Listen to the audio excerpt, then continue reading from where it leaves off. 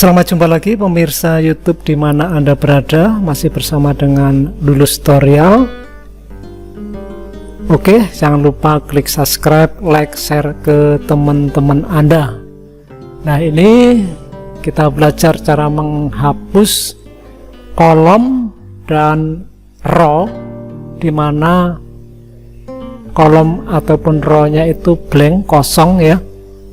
Jadi kita blok aja yang pertama untuk kolom.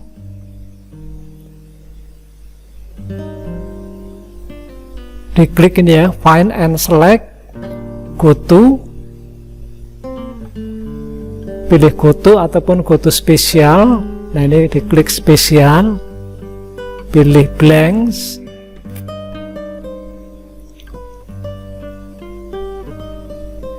oke. Nah, sekarang posisinya sudah ngeblok ya, sudah terseleksi. Delete, kita delete sheet kolom. Nah, sekarang sudah terhapus. Berikutnya untuk row ya, kita blok salah satu kolom ya, bisa di A, B, C.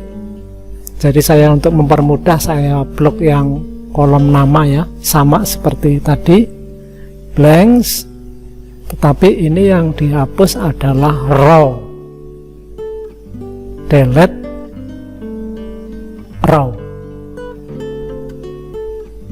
jangan salah ya, ada pilihan kolom dan row, kita pilih yang row.